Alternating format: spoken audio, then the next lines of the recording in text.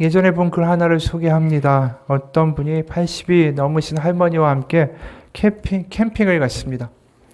자기가는 이제 효도를 한다고 시간을 내가지고 거기까지 가서 신나게 고기도 구워 먹고 고구마도 구웠습니다.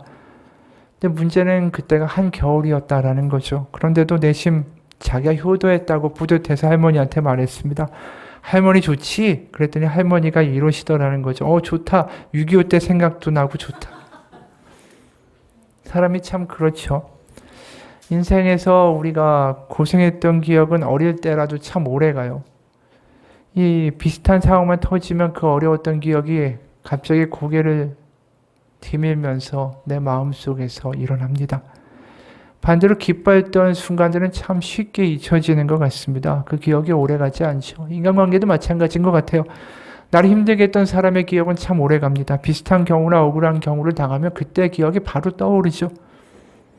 근데 반대로 누가 잘해줬던 기억, 고마웠던 기억들은 참 쉽게 잊어버리고 잘 떠올려지지도 않는 것 같아요. 그러다 보니까 우리가 고난을 어떻게든 피하려고 하죠. 수치나 모욕의 순간들, 아픈 순간들 다 피하고 싶어 합니다. 왜냐하면 은연중에 아는 거예요. 이 기억과 이 생각이 오래 갈 것이다. 나를 아프게 할 거라는 거. 사실 바울이라는 사람도 나름대로의 끔찍한 기억이 남아있을지 모르겠습니다. 왜냐하면 그가 고질적으로 앓고 있던 병 때문에 그래요. 이게 뭐 간질이었는지 이 눈과 관련된 질환이었는지는 뭐 분명하지는 않지만 그 병이 얼마나 끔찍했으면, 그게 얼마나 수치스러운 기억이었으면, 고통스러웠으면 7절에 이렇게까지 말합니다. 여러 계시를 받은 것이 지극히 크므로 너무 자만하지 않게 하시려고 내 육체에 가시 곧 사탄의 사자를 주셨으니 이는 나를 쳐서 너무 자만하지 않게 하려 하심이로.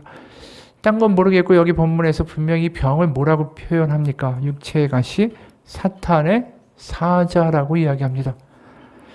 바울이 나무를 고치고 놀라운 기적을 행할지라도 자신은 쩔쩔매고 있는 거예요. 생각해 보십시오. 예를 들어서 지금 어느 목사님이 교회에서 강단에 서서 내 안에 사탄이 있다라고 외친다면 사람들 충격받고 떠나가지 않겠습니까? 바울이 이렇게까지 이야기하는 데는 이유가 있을 거예요. 분명히 열심히 복음을 전하고 선포하고 또 누군가를 위해서 기도해 주다가도 갑자기 발작을 일으키고 입에 거품을 물고 쓰러지는 일들이 있었다면 사람들은 어떻게 생각했을까요? 그리고 바울에게는 그것이 얼마나 끔찍한 기억으로 수치로 남았을까? 그래서 8절에 바울은 당연히 이렇게 했다라고 말하죠. 이것이 내게서 떠나가게 하기 위하여 내가 3번 주께 간구하였다. 그가 끈질기게 기도했다라고 이야기해요. 근데 사실은 우리가 여기서 좀 이해가 안 가는 부분이 있죠. 왜냐하면 사도 바울이 그간 선교를 하면서 얼마나 수고를 했습니까? 희생을 했어요. 매도 맞고 돌도 맞고 파선도 당하고 강도도 당하고 거기다가 자신이 가지고 있던 모든 멍에와 학벌과 가문까지 다 버렸는데 이런 병에 이렇게 시달리고 수치를 당하고 이렇게 괴롭힘 당한다라는 게 이게 좀 말이 안 되는 것 같죠. 하나님이 좀 일찌감치 이 바울을 좀 고쳐주시면 안 됐을까? 사실 그런 일이 일어나지 않았다라는 거죠. 게다가 바울이 지금 더 큰 고통을 당하고 있는 건 자신의 병도 병이지만 이 편지를 보내는 이 고린도 교회에 문제가 생겼기 때문에 그래요. 바울이 병 있는 것도 사람들한테는 탐탁치가 않은데 갑자기 설교하고 뭐하다가 거품 물고 쓰러지는 바울이 가뜩이나 좀 의심스러운데 고린도 교회에 가짜 사도들이 등장했습니다. 그들이 너무 근사한 외모와 태도와 언변을 가지고 사람들을 홀리니까 홀딱 넘어가 버리기 시작했어요. 그러면서 오히려 바울이 가짜 아닌가 이렇게 생각까지 한다는 거죠. 고린도후서 11장 4, 5절에 이런 말씀이 나옵니다. 새 번역이에요.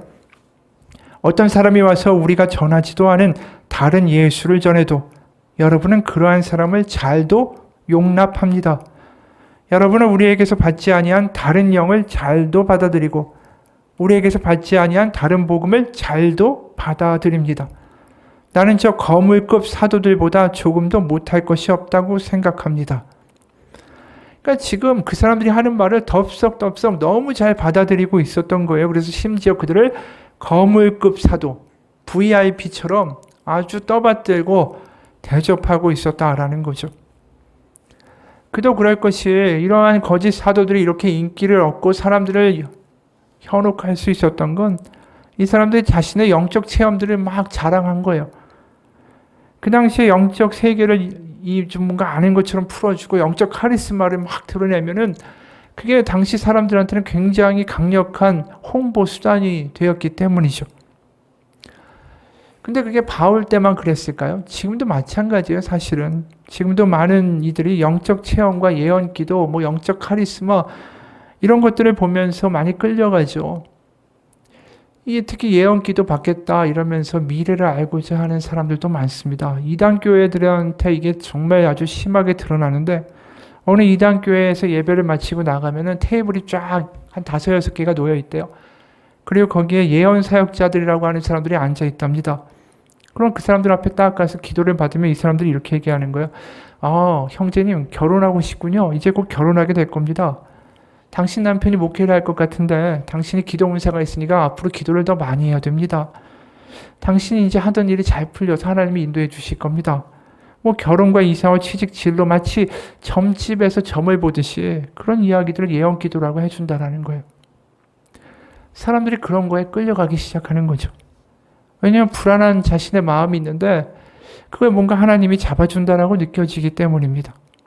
그런데 이게 이단 교회에서만 일어나고 있는 일일까? 지금도 일부 어느 교회에서 목사들이 이런 행태를 벌입니다. 누군가의 얼굴을 보고는 자신이 그 사람의 영적 상태를 다 꿰뚫어 본다라는 거예요. 심지어 네 영혼에서 나는 고약한 냄새 때문에 내가 머리가 아프다. 이런 식으로 말을 한다라는 거죠. 그러면서 안수기도 해주고 귀신을 쫓아내는 축사기도를 한다라는 겁니다. 우리가 이런 모습을 보면 이성을 가진 성도라면, 이성을 가진 사람이라면 어떻게 저런 거에 현혹될 수 있을까 의심을 품지만 이런 이야기를 들은 사람은 막상 움찔한다라는 거예요. 지금 네 영혼이 문제가 있다. 왜요? 세상에 찔리지 않는 구석을, 찔리는 구석 없는 사람은 아무도 없어요. 그런 얘기 들으면 뭔가 움찔하게 되죠. 그러다가 마침 어려운 일이 생기게 되면은 내가 그분 이야기 잘 안 들어서 그런 거 아닌가? 그분이 말한 게 맞는 게 아닌가? 불안함과 두려움이 생기면서 어느 순간 그런 신앙 양태에 끌려가게 되는 겁니다. 이게 좀 극단적인 경우라고 말할 수도 있을 거예요. 그런데 오늘 일반적인 교회에서도 이와 유사한 일들이 일어날 때가 있습니다. 사람들이 대부분 카리스마가 있고 뭔가 영적 매력이 있고 영적 지도력이 있는 것 같고 그런 목사님들한테 많이 끌리죠. 그럼 바울 때나 지금이나 마찬가지인 것 같아요. 바울이 선교를 할 때 바울이 대머리에다가 말도 잘 못하고 매부리 코에다가 호감이 잘 가지 않는 얼굴을 가져서 이 거짓 사도들에 비해서 많이 열세에 취한 거 아닙니까? 무시도 당하고. 그러니까 지금도 그때도 뭔가 확실한 이야기를 하고 준수한 외모를 가지고 있고 왠지 미래에 대해서도 뭔가 방향을 뚜렷하게 알고 있는 것 같은 지도자들한테 사람들은 다 모인다라는 거죠. 그런데 그런 어떤 영적 카리스마를 가지고 이 방향이 맞다라고 이끌어가는 사람들을 따르다 보면 항상 신앙생활에 문제가 생겨요. 어떤 분의 체험담입니다. 그분이 실제로 이런 영적 카리스마가 굉장히 강한 목사님 밑에서 신앙생활을 시작했어요. 굉장히 열심히 했습니다. 그러다가 어느 날 목사님이 이분한테 말하는 거예요. 신학대학원에 가서 목사가 되라고. 근데 이제 여기서 문제가 터진 거죠. 이분이 그 목사님의 말에 순종해야 되는데 순종하지 않고 자신이 전부터 관심이 있었던 게 상담대학원이었대요. 냅다 거기를 진학을 하니까 교회에서 찍혔어요. 목사님 말에 순종하지 않는 사람이라고. 이 왕따가 돼버린 거예요. 그러다 결국 그 교회에서 나오게 됐습니다. 근데 생각해 보세요. 목사가 되라고 말할 정도였으니까 얼마나 열심히 교회 활동을 했겠습니까? 그런데 그 교회에서 나오니까 하루아침에 할 게 없어지는 거예요. 인생이 다 허무해지더라는 거죠. 내가 도대체 뭘 위해서 이렇게 열심히 살았나? 게다가 무슨 일이 갑자기 생기니까 이런 생각까지 들기 시작해요. 내가 목사님 말에 순종하지 않아서 내가 하나님한테 벌 받는 거 아닌가? 불안감까지 들기 시작했어요. 그러다가 이분이 누구의 소개로 새로 교회를 찾아갔습니다. 거기서 만난 목사님은 완전히 반대였어요. 아주 인격적인 목사님이었습니다. 그분을 만나니까 위로도 되고 무엇보다 늘 일방적인 어떤 명령을 듣다가 자기 말을 들어주는 목사님을 만나니까 너무 좋았더라는 거예요. 이런 목사님도 있구나. 여기서 이야기가 끝나면 좋겠는데 이상하게 이분이 시간이 갈수록 답답해지기 시작했어요. 이래라 저래라 답을 정해주지 않는 설교를 들으면서 왠지 이게 능력이 없다라고 느껴지기 시작하는 거예요. 날이 갈수록 더 외롭고 무기력해졌습니다. 그러면서 역시나 하나님의 뜻에 순종하지 않아서 내가 받는 벌이라는 목소리가 마음속에서 다시 들리기 시작했습니다. 그러면서 다시 유튜브하고 책을 막 뒤지면서 영적으로 뭔가 완벽한 지도자들이 어디 있지 않을까 그렇게 방황하기 시작했어요. 그러다가 어느 순간에 갑자기 하나를 깨닫게 됐습니다. 아, 내가 영적 중독에 빠졌던 거구나. 내가 하나님을 믿은 게 아니라 사람을 믿은 거구나. 그러니까 영적 지도자의 뭔가 기도발, 영발을 기대면 뭔가 이렇게 바라는 대로 착착착 될 것 같으니까 뭔가 자신의 불안감과 욕구가 거기에 빨려 들어간 거다라는 것을 깨닫게 된 거죠. 그래서 늘 과거의 목사님은 또 하나님의 뜻을 바로바로 알려주는 분인데 내가 좀 언어 폭력을 당하고 그분 때문에 자존심 좀 상하는 게 뭐가 대수였나 이렇게 늘 생각하고 따라갔다라는 거예요. 근데 그게 지나 보니까 아니라는 거죠. 이 꿈 같은 거였구나. 그러면서 자신이 완벽한 영적 지도자를 찾겠다. 검색하고 따라가겠다. 이런 것을 멈추기로 했습니다. 고통을 순식간에 날릴 수 있는 마법의 알약을 찾는 것과 같은 환상을 찾는 짓이다라는 걸 깨달았기 때문이에요. 대신 자신이 멈춘 그 자리에서 하나님께 직접 나가서 묻는 기도를 시작했고 정답이 없어 보이는 불확실한 길을 이제 믿음 안에서 걸어가 보기로 선택했습니다. 여러분 어떻게 생각하십니까? 이게 거짓 교사의 손을 놓고 신앙의 길을 가기 시작한 사람의 모습이죠. 그런데 많은 사람들이 이 길을 가는 것을 두려워합니다. 여전히 뭔가 영적 카리스마가 있는 지도자가 뭔가 말해주고 답을 주고 딱딱딱 다 알려줬으면 좋겠다라는 그 길을 따라가기를 원해요. 그러다 보니까 고린도 교회에 딱 그 짝이 벌어진 거예요. 영적 카리스마를 자랑하는 거짓 사도들이 딱 등장해서 이렇게 저렇게 탁탁 말하고 뭔가 방향을 뚜렷하게 보여주는 것 같으니까 바울보다 훨씬 더 매력 있고 말도 잘하고 외모도 뛰어나고 이 카리스마에 놀아나기 시작한 거죠. 지금이나 과거나 똑같은 거예요. 게다가 바울이 지금 뭐라고 합니까? 사탄의 가시라고 불리는 황당한 질병까지 가지고 있는 거예요. 그러니까 사람들이 바울을 따라가겠습니까? 이 거짓 사도들을 따라가겠습니까? 이 바울이 지금 이 상황에서 기도할 수밖에 없는 거죠. 3번이나 자기의 병을 좀 고쳐달라고 간구할 수밖에 없는 거예요. 그럼 그에게 무슨 일이 일어났을까요? 하나님은 그의 간구대로 지금 형편이 너무 사면초가니까 내가 너를 완전히 고쳐주고 내가 저들보다 더 뛰어난 영적 카리스마를 네가 가지게 해주겠다라고 하셨을까요? 황당한 응답만 주셨어요. 9절. 내 은혜가 너에게 족하도다. 이는 내 능력이 약한 데서 온전하여 짐이라. 이 하나님의 응답은 바울도 고린도 교회 사람들도 좋아할 응답은 아니었습니다.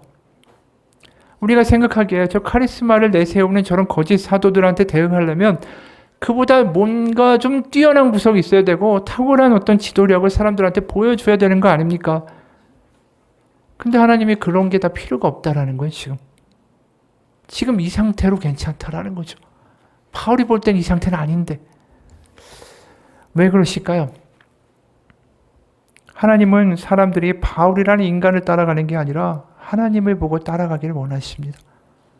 앞서 말해서 카리스마 있는 영적 지도자가 질책을 하고 명령을 하고 이래라 저래라 답을 주고 그런 식으로 설교를 하는 게 그게 좋은 줄 알았지만 결국 아까 그분이 뭐라고 합니까? 자신이 하나님을 따라간 게 아니라 사람을 따라갔다라는 간증을 하지 않습니까? 여러분, 하나님은 사람들이 바울을 보게 되는 게 아니라 하나님을 바라보게 되기를 원하셨어요. 왜냐하면 사람이 하나님을 절대로 대신할 수 없기 때문입니다. 우리가 금송아지 만든 이스라엘을 욕하지 않습니까? 우상 숭배라고.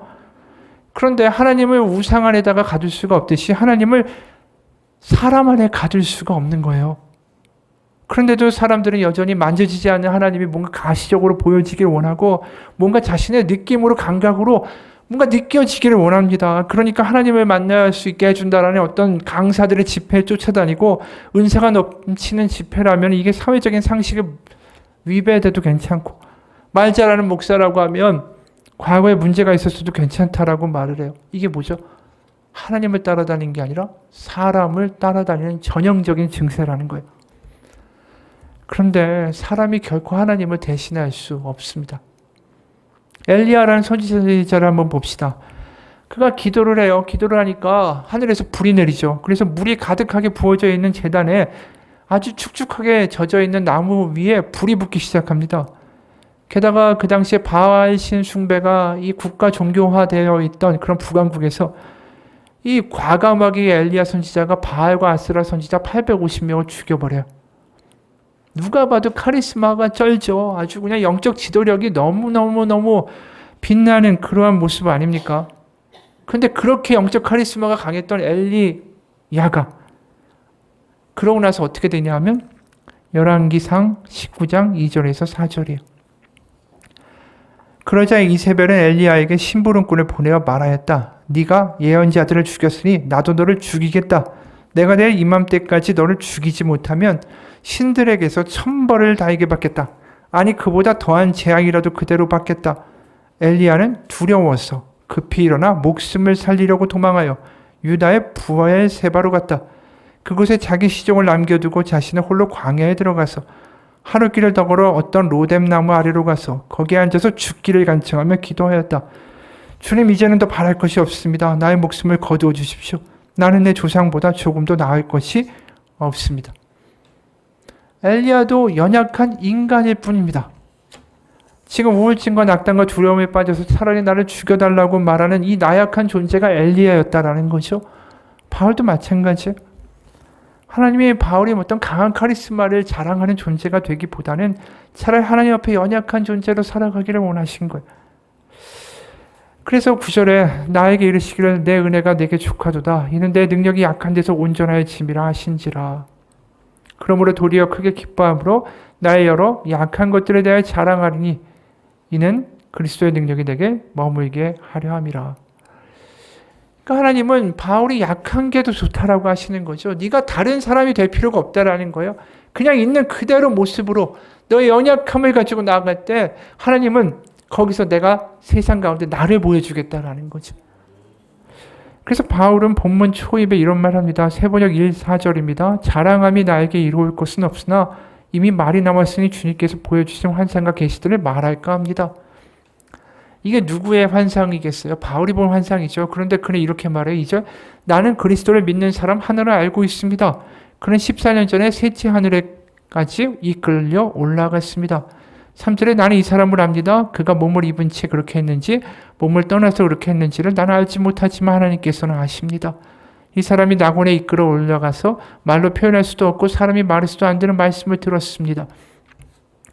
바울이 자신의 경험인데도 불구하고 남 얘기하듯이 합니다. 그러니까 영적 카리스마를 드러내던 사람들이었다면, 가짜 사도들이었다면 이거 엄청나게 이야기할 일이에요. 근데 바울은 이야기하지 않겠다라는 거죠. 자신의 연약함을 그대로 드러나겠다라는 거예요. 그런데 성경은 참 신기해요. 우리가 위인전을 읽어보면 그 사람은, 위인전에 나오는 사람들은 어릴 때부터 싹수가 달라서 뭐 심지가 굳고 어릴 때부터 뭐 용맹하고 뭐 이런 식의 이야기들을 나열하지 않습니까? 근데 성경은 잘 보면 하나님의 사람들이 뛰어났다라는 말을 결코 하지 않습니다.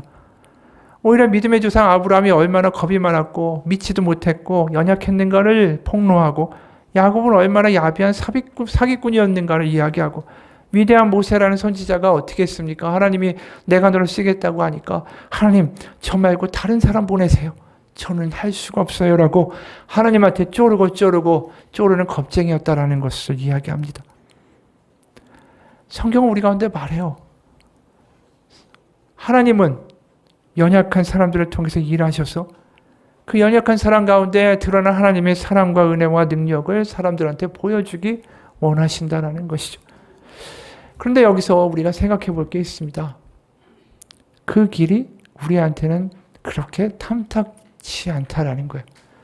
그 길이 매력적으로 보이지 않는다라는 거죠. 바울이 거품을 물고 쓰러지는 거, 그리고 외모도 별 볼 일 없는 거, 우리한테는 매력적이지 않습니다. 수치와 어떤 무시를 당하고 고통을 당하고 사람들한테 야, 너 하나님 믿는다는데 뭐 그 모양 그 꼴이냐 이런 이야기 듣는 것보다 차라리 뭔가 잘 되고 인정받고 성공하고 내가 고통받기보다는 저 사람을 무시하는 편을 택하는 것이 우리 인간의 본성입니다. 약한 자, 네가 약한 게 족하다라는 말 싫어요. 사실은 약한 자로 살아가는 게 싫고 차라리 더 강해지고 싶어요. 하나님 더 강하게 해주세요라고 우리는 응답받고 싶지, 약한 네가 지금 너무 좋아. 이런 하나님의 말씀이 우리 가운데는 탐탁치가 않습니다. 차라리 하나님 이렇게 내가 믿었더니 하나님 이렇게 성공하게 해주셨어요. 하나님이 이렇게 했더니 나한테 이런 소명과 나 능력을 주셨어요. 막 이런 이야기 하고 싶어요. 바울처럼 병에 시달리고 거짓 사도들을 따라가는 교인들한테 무시당하는 이러한 삶을 살고 싶지가 않습니다. 지금 내 은혜가 너에게 족하도다. 이는 내 능력이 약한 데서 온전하여 짐이라. 이 말씀이 솔직히 어려워요. 근데 여기서 우리가 한번 생각해 보기 원합니다. 바울에게는 이 말씀이 도대체 어떻게 들렸을까요? 바울에게도 이건 아닌데, 내가 바라던 게 아닌데, 하나님의 냉정한 거부로 들렸을까? 하나님도 내 마음 잘 모르시네. 이렇게 생각이 들었을까요? 아닐 것 같아요. 내 은혜가 너에게 족하다라는 말이 바울에게는 다르게 들렸을 것 같습니다. 제가 신학교를 다닐 때 학교 채플 예배 시간이 있었는데 거기에 중국의 지하교회에 이 지도자로 활동하셨던 목사님 한 분이 오셨습니다. 나이는 한 80대 정도 되셨고 바싹 마른 체구에다가 기운이 너무 없어 보이셨어요.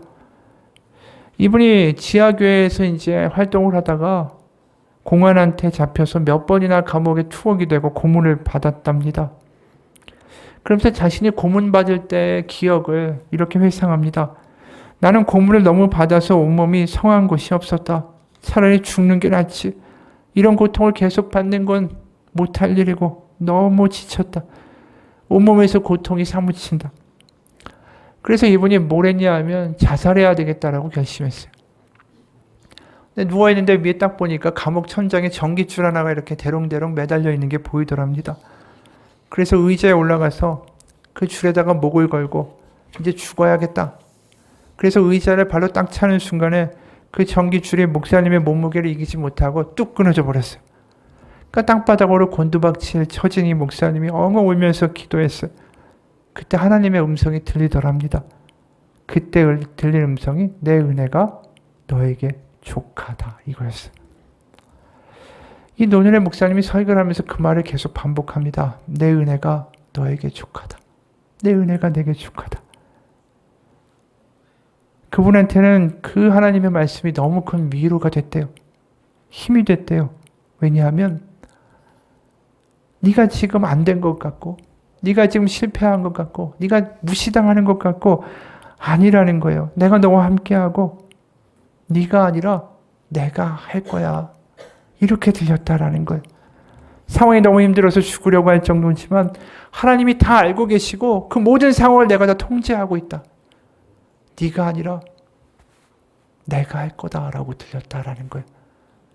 그래서 너의 약함이 문제가 안 된다라고 들려진 거예요. 여러분 이게 바울에게도 내 은혜가 너에게 족하다라는 말씀 뜻 아니었을까요? 바울에게도 그게 네가 아니라 내가 할 테니까 너 약한 거 걱정하지 마. 이렇게 들리지 않았을까? 카리스마를 보이면서 하나님의 뜻을 안다라고 자랑하던 거짓 사도들, 사람들의 인정을 빨아먹고 살아가는 작자들, 그들이 아니라 너 초라하고 무시당하지 마. 내가 너를 통해서 일하는 걸 세상 가운데 보여줄 거야. 이게 들려진 거죠. 바울은 그 순간에 깨닫습니다. 자신의 약점에 대해서 어떻게 이걸 덮을까? 내가 저 사람들한테 어떻게 인정받을까? 이런 것 따위는 내가 신경 쓸 필요가 없다. 난 그저 하나님만 바라보고 내 약함에 신경 쓰는 게 아니라 하나님만 바라보면 되는구나라는 걸 알게 된 거죠. 우리는 많이 그래요. 내 약함을 다른 것으로 덮으려고 합니다. 바울도 자신이 간질병이 있다. 사람들이 날 믿지 않을 거다. 내 외모가 호감형이 아니다. 이런 것들이 복음에 걸림돌이 될 거다. 이런 생각을 더 이상 할 필요가 없는 거야 이제. 하나님이 말씀하시는 거죠. 네가 하는 게 아니라 내가 할게. 그 말씀 들으니까 바울이 어떻게 됐을까요? 자유로워진 거예요. 하나님이 하실 거니까. 더 이상 내 약점에 대해서 개의치 않습니다. 5절에 이렇게 말해요. 나 자신을 두고서는 내 약점밖에는 자랑하지 않겠습니다. 이게 놀라운 발언 아닙니까? 고린도 교인들이 너무 싫어하고 탐탁치 않고 멸시하는 그러한 약점들을 내가 자랑하겠대요. 그리고 그런 것 가지고 지금 신비하고 예언적이고 막 확실한 말하는 거짓 교사들을 내가 상대하겠다라는 거예요. 어떻게 그럴 수 있을까요? 바울이 아니라 하나님이 하실 거니까. 그게 믿어지는 거예요. 여러분, 우리가 그게 돼야 돼요. 그게 믿어지면 내가 아니라 하나님이 하신다라는 게 믿어지는 순간에 더 이상 약점이, 나의 못남이 걸림돌이 안 됩니다. 생각해 보세요. 나의 약점이 무슨 하나님한테 걸림돌이 되겠어요? 사람들한테 걸림돌이 되겠지만 하나님한테 아무 문제가 안 되지 않습니까? 우리의 싸움은 정말 내가 사람들이 나를 어떻게 볼까 두려워하는 그런 싸움은 언제야 끝날까요? 내가 하나님을 만나야 해결되는 거예요. 어떤 영적 카리스마의 목사님, 누군가 어떤 지도자, 이 사람들 만나서 얘기 들어야 되는 게 아니라 내가 하나님을 직접 만나서 하나님께 얘기를 들어야 해결되는 거예요. 그게 해결 안 되니까 맨날 내 컴플렉스를 어떻게 덮을까? 누구한테 가서 물어보고 누구한테 얘기 듣고 그래서 이 위기와 약점들을 어떻게 극복할까? 이게 아니라 하나님을 만나야 해결되는 거예요. 그러면서 네가 아니라 내가 해. 이게 우리 가운데 있어야 됩니다. 그게 10절의 말씀이에요. 그러므로 내가 그리스도를 위하여 약한 것들과 능욕과 궁핍과 박해와 공고를 기뻐한대요. 그러면서 내가 약한 때 그때에 강함이라. 어떤 분의 글이에요? 지인으로부터 받은 CD를 차 안에서 아무 생각 없이 틀었다. 소프라노 박경미 씨의 앨범이었다. 박경미 씨에 대해서는 아무런 정보 없이 그저 그 CD 앨범을 틀었다. 첫 노래가 날마다 숨쉬는 순간마다라는 가스펠이었다. 솔직히 그 노래를 들을 때 좀 실망했다. 소프라노 가수인데 호흡도 가쁘고 어딘가 모르게 좀 불안하게 들렸기 때문이다. 누가 이따위 노래 수준으로 CD를 만들 생각을 했을까? 신호등 앞에 차가 멈춘 순간에 이 CD를 낸 박경미 씨에 대해서 궁금함이 생겨서 음반 자켓을 열어보았다. 박경미 씨는 서울대 음대와 미국 줄리어드 음대를 졸업한 분이었다. 그리고 대학 강사로 수고하면서 교회 성가대에서 봉사하던 분이었다. 그동안 자신의 실력이 완숙하다고 생각될 때 성가집을 내려고 벼르다가 환갑이 다가옴을 느끼고 음반 작업을 시작하게 됐다. 음반 사역을 하던 중, 작업을 하던 중 자신이 담낭암 4기라는 판정을 받게 됐다. 항암 치료를 받으면서 자신의 육신이 마지막 꺼져가는 촛불과 같다라는 걸 알게 됐다. 그러니까 이 음반은 투병 중에 호흡도 가쁜 상황에서 마지막으로 하나님을 찬양한 곡이었다.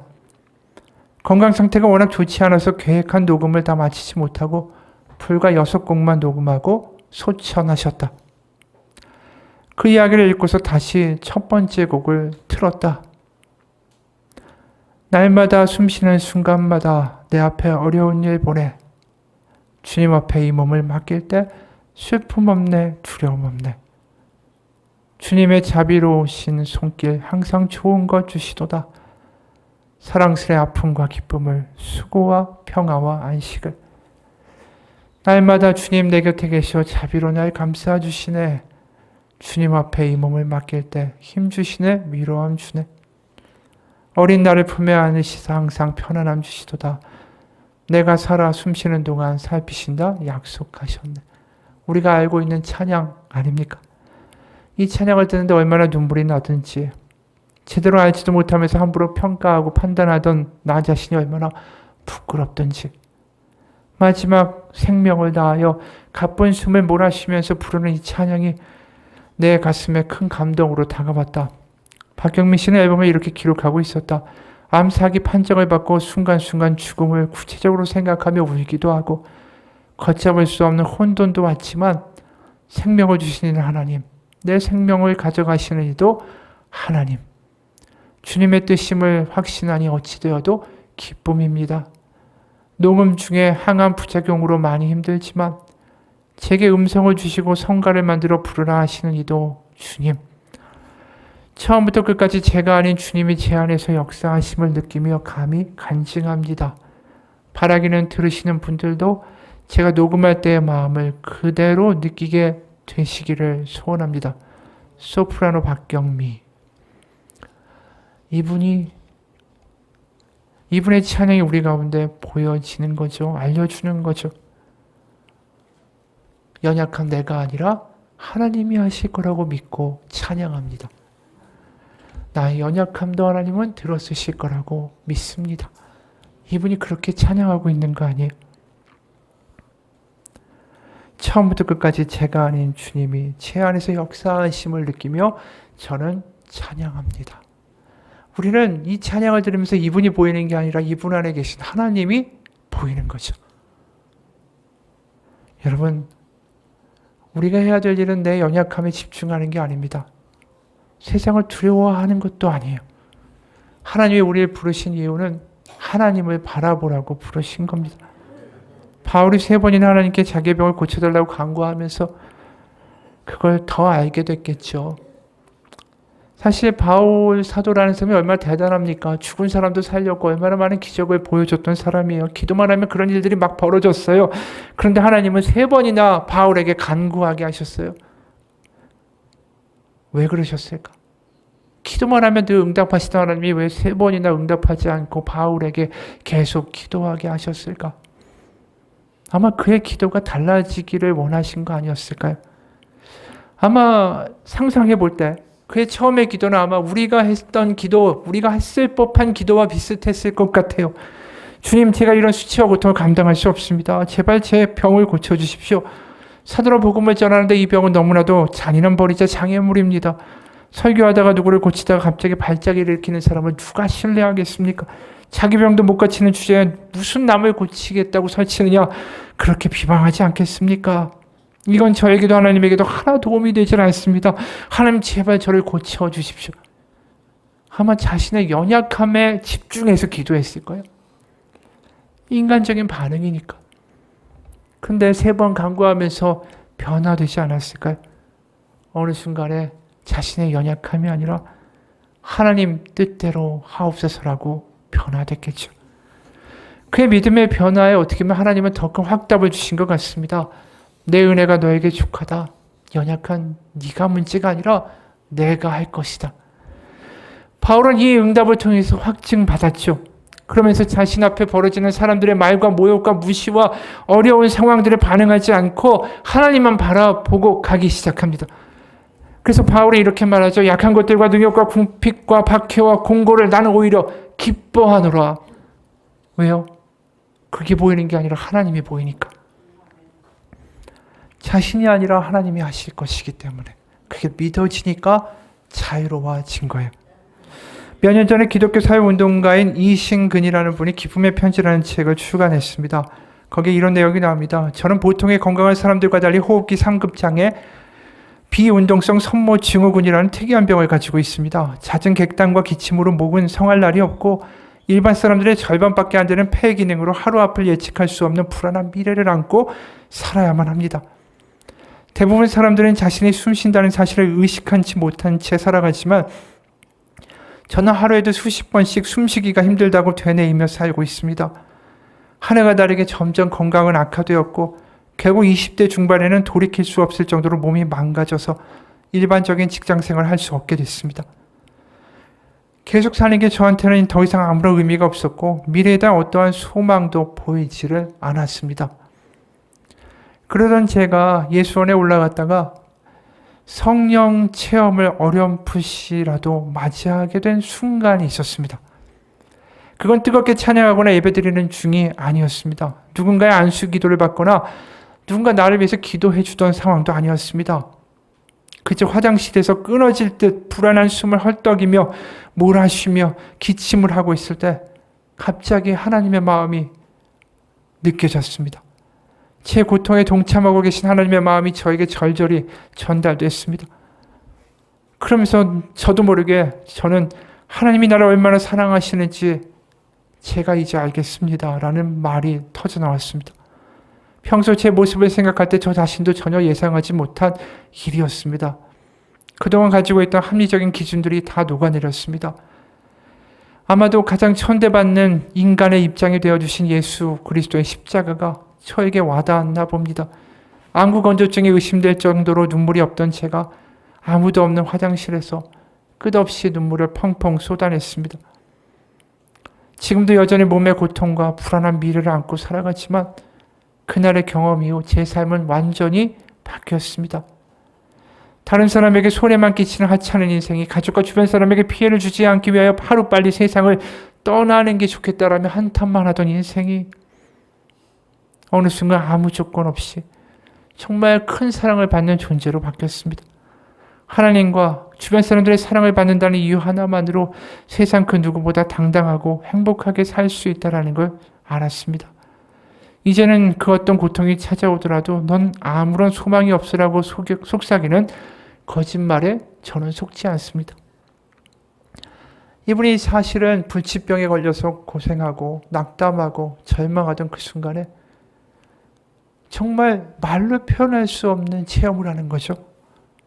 하나님이 자신을 얼마나 사랑하는지를 알게 된 겁니다. 말이 아니라 가슴으로 그게 자신을 압도하기 시작한 거예요.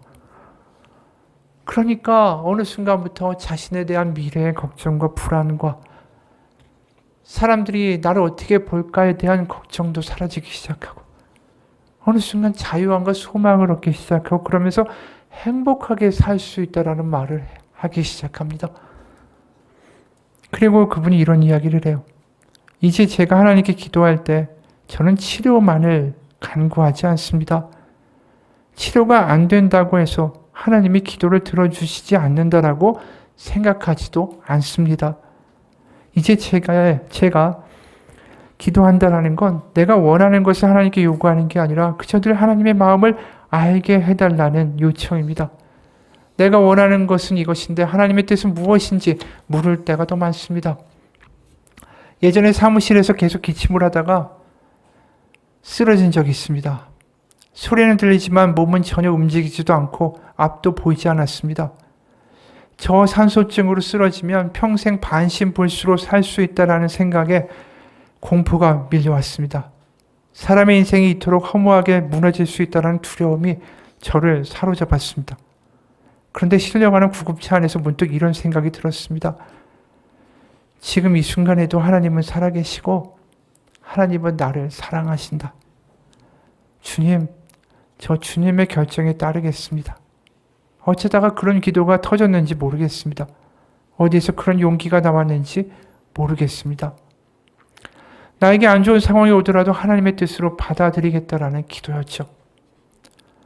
평소 하던 기도가 그때 나온 겁니다. 그런데 놀랍게도 그 순간에 마비가 풀리고 손발에 감각이 돌아오기 시작했습니다. 저로서는 참 특별한 경험이었죠. 그때 알았습니다. 기도의 본질은 내가 원하는 것을 하나님이 들어주시는 게 아니라 어떤 상황에서도 하나님이 나를 사랑하신다라는 것을 믿어지는 거였습니다. 여러분, 이분이 말하지 않습니까? 내가 원하는 대로, 내가 바라는 대로 되는 게 아니라 놀라운 기적은 어떤 상황에서도 하나님이 나를 책임지시고 사랑하신다라는 게 믿어지는 것이 기적이었다라고. 여러분, 바울이 그걸 경험한 거 아닐까요? 바울의 상황이 어떻게 보면 정말 최악 아닙니까? 자기가 선교하고 씨앗을 뿌렸던 교회에서 멸시당하고 자신은 병에 걸려서 세상 가운데 조롱당할 때 내 은혜가 너에게 족하다. 누군가에는 이 말이 냉정하다라고 느낄지 모르지만 바울에게는 이렇게 들렸을 거예요. 내 사랑이 이 순간에도 너를 붙잡고 있다고. 네가 아니라 내가 할 거라고. 내가 너의 인생을 책임진다고. 여러분, 바울이 이걸 듣는 순간에 그의 인생은 더 이상 아무 것이 문제가 되지 않습니다. 능욕과 멸시와 궁핍과 박해가 더 이상 아무것도 아니에요. 그것을 웃어넘길 수 있는 넉넉함이 생겼습니다. 여러분, 이것은 하나님을 우리가 만날 때 가능한 거예요. 우리가 기도에 응답받았다라는 건 내가 원하는 게 이루어지는 게 응답받은 게 아니에요.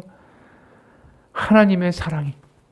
내 어떤 상황에도 하나님이 나를 사랑하시고 나를 붙드시고 네가 아니라 내가 해줄게 라고 말씀하시는 그 하나님의 음성이 들려지고 믿어질 때 그것이 기도 응답입니다. 어떤 상황에도 하나님이 나를 사랑하신다는 게 믿어지는 게 기도의 응답입니다. 그건 누군가의 말로 우리 가운데 이루어지지 않습니다. 영적 카리스마가 있는 지도자를 만난다고 해서 해결되지 않습니다. 그런 확신과 감동과 기적은 오직 하나님만 주실 수 있는 거예요. 하나님을 직접 만날 때 이루어지는 하나님의 축복입니다. 여러분, 우리 기도해야 되지 않을까요? 사도 바울도, 그 능력이 사도라는 사람도 3번이나 하나님 앞에 간구합니다. 우리 기도합시다. 하나님만이 우리의 인생의 답입니다. 그분만 보이게 되면 우리는 다른 연약함과 문제가 보이지 않게 됩니다. 설사 죽음을 맞이하고 내 세상에서 건강이 위태해지고 경제적 위기가 내 부도가 날 것 같아도 죽음 넘어서까지 우리를 이끌어 가신 하나님이 보이지 않는다면 그게 절망이죠. 하지만 그럴 때 하나님이 보인다면 우리는 넘어갈 수 있는 거 아니겠어요? 여러분, 정해진 기도의 시간만을 내가 기도하자라고 말하는 게 아닙니다. 삶 속에서 하나님 그분께 묻는 것을 멈추지 마십시오. 하나님은 반드시 응답하시고 알게 하실 거예요. 너 약하면 문제가 아니야. 내가 할게. 내가 너와 함께 할게. 하나님의 아버지가 되어주신다라는 것은 뭘 의미할까요? 내가 원하는 걸 들어주셔서 아버지시라는 걸까요? 아닙니다. 아이와 같이 아버지 앞에 간구하고 기도할 때 나와 함께 하신다라는 그 하나님의 사랑을 알게 해주시기 때문에 그분이 우리 아버지시다라는 뜻입니다. 여러분, 하나님을 경험하고 그분의 사랑을 경험하는 간증들이 우리 공동체에 넘치기를 소원합니다. 하나님의 자녀들이 이 교회에 모였다라는 건 다른 게 아니에요. 그런 경험과 그런 간증과 그런 체험을 가지고 네가 아니라 내가 하니까 너의 연약함이 아니라 나를 바라보라고 말씀하신 하나님 때문에 감격하는 이들이 모이는 것이 교회입니다. 그래서 교회에 모이는 이들이 이런 말 할 수 있는 거 아니에요? 내가 그리스도를 위하여 약한 것들과 능욕과 궁핍과 박해와 공고를 기뻐하노니 내가 약한 그때의 강함이라. 세상을 당혹해 하는 이러한 믿음의 고백이 터져나오는 것이 교회고 그 교회가 바로 이 땅 가운데 하나님의 나라를 선포하는 것입니다. 내가 11조 많이 했더니 하나님이 이렇게 부자가 되게 해주셨어요. 내가 기도했더니 하나님 이런 미래를 주셨어요. 내가 기도했더니 하나님 이런 것들이 하늘에서 쭉 떨어지게 해주셨어요. 이걸 간증하기 위해서 모인 것이 교회가 아닙니다. 이거 다단계 업체 가서도 들어요. 내가 이렇게 했더니요 부자가 됐고요. 내가 이렇게 해서 미래와 비전을 가졌어요. 여러분도 비전을 가지세요. 교회가 무슨 다단계 업체도 아니고 우리가 모인 게 뭐 때문입니까? 약한 것들과 능욕과 궁핍과 박해와 공고를 기뻐하노니 이는 내가 약한 그때 강함이라. 이 이야기를 할 수 있도록 우리를 이끌어 가신 하나님을 간증하는 것이 교회입니다. 하나님이 우리 인생을 책임지실 겁니다. 우리 연약함에 집중하지 마십시오. 하나님을 바라보십시오. 그것에서 하나님이 들려주실 것입니다. 너 연약함에 신경 쓰지 말라고.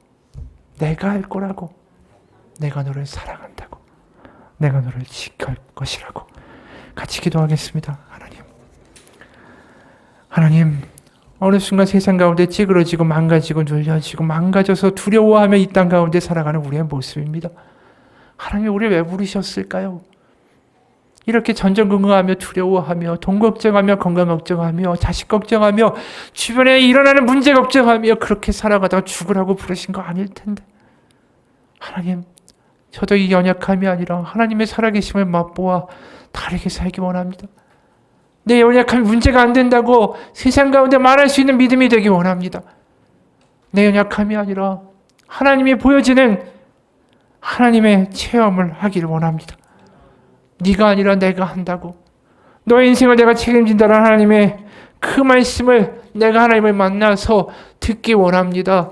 더 이상 누구를 쫓아다니고 부흥회나 수련회 쫓아다니면서 이상한 경험에 빠지고 그것이 뭔가 되는 것처럼 따라다니는 믿음이 아니라 하나님을 정말로 만나서 하나님 때문에 연약함을 자랑할 수 있는 믿음의 고백을 할 수 있는 제가 되기 원합니다. 예수님 이름 받들어 기도합니다. 같이 기도하겠습니다.